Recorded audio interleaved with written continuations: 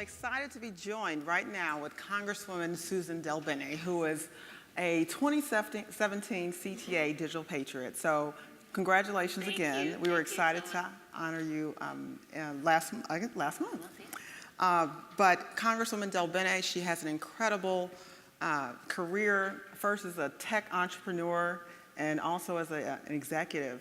So you have a unique kind of background that a lot of members have, and we're thankful that there's so many members of Congress that are now coming from tech who understand the challenges as we kind of look at government's role. And so I guess my first question would be, from your experience as a tech entrepreneur, and we look at the future of work, the future of the workforce, AI, kind of robotics, what do you see as kind of the role of industry, given your background, as to how do we kind of get to the future? Well, technology has changed so much. It used to be very much insular. Folks who worked on technology were in a technology industry. Everything was on a computer, and so it was very isolated.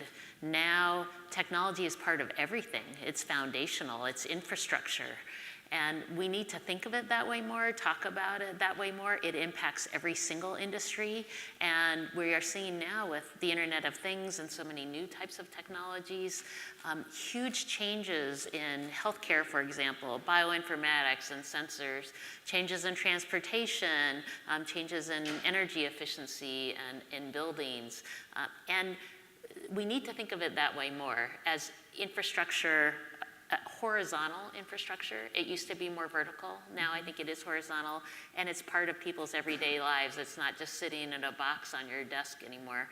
I'm pretty sure every person here has something electronic with them at all times. And so there are incredible opportunities there and new problems that we can solve. And so I think that transition from this kind of box to an essential part of everyday life is still something that we're going through. Excellent. We've heard earlier as part of the summit kind of great stories, whether it's from Cisco or Everfi, kind of what they're doing to train, whether it's K through 12, whether it's actually folks in the workforce or trying to get in the workforce. So great ideas about what the private sector is doing to kind of meet that challenge, because it's central to their business to make sure that they have enough staff. I think one of our speakers from THX talked about how there's more work to be done than people to do it. So the jobs are there. It's about just making sure that we're training folks or investing in people in a way to make sure that they can take advantage of those opportunities. Well, and how we train is critically important. We talk a lot about STEM education for K through 12. I'm a big fan of STEAM, science, technology, engineering, arts, and math. When we talk about technology and people's interaction with technology, that artistic side is so important, the creativity is important to innovation and research. And so I think we have to make sure we're not just teaching kind of strict, very basic science, technology, engineering, math, but we're also talking about the creativity so that people really think about how to solve problems. We have to talk about lifelong learning. I always joke that I learned Pascal and COBOL when I was in college, and people laugh, and now will calculate how old I am as a result. But for example, if you're a programmer, if you're not constantly keeping up and learning new things and understanding new technologies, you'll be behind. So how do we become lifelong learners, and what does that mean for education? For a child starting today, but also for people who are already in the workforce and having to make a transition. You may use technology in some way of your life, most people do, but it's another thing to think about how you're going to have those skills to address some of these jobs. And our educational system has to adapt to help people who are in the workforce go through that training, understanding that you may need different resources to help you get through training if you're in your 40s or 50s than you would if you're going into college and you're in your 20s.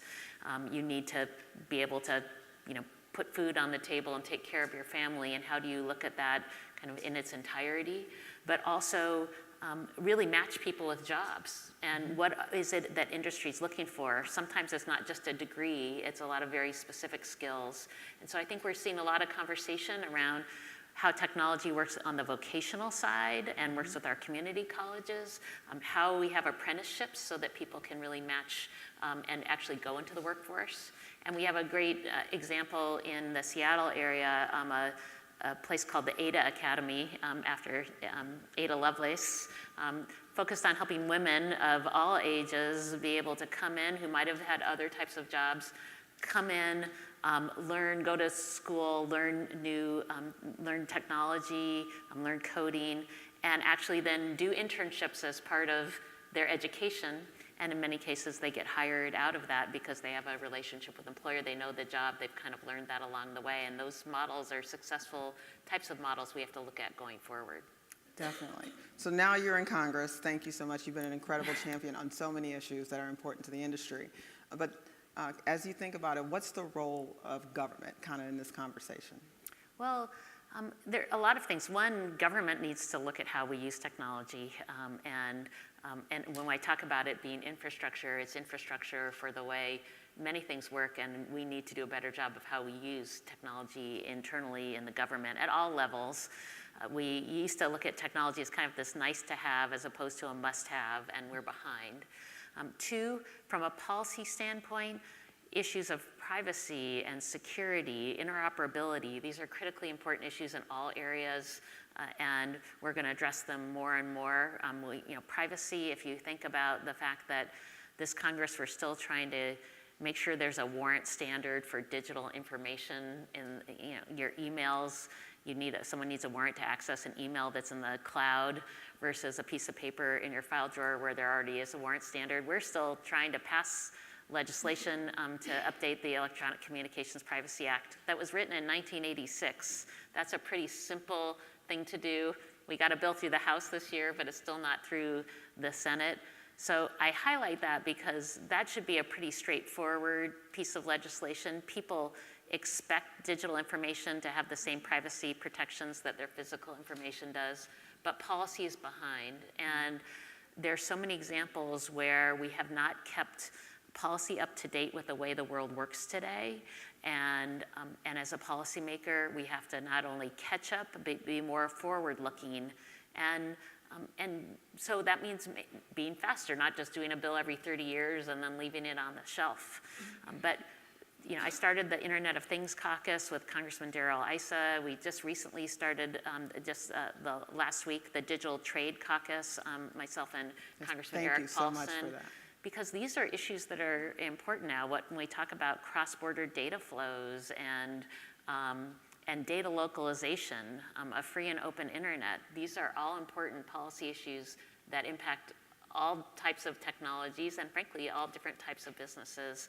And we need to educate lawmakers so they understand the issues. These should be very bipartisan issues generally, but I think education is important and having people have visibility on where things are headed so that they are aware of why these issues are important to address, and hopefully we have policies that aren't 10 years old by the time we get them done. They're actually up to date and maybe forward looking. Well, we look forward to good policy, and thank you for your work in that area.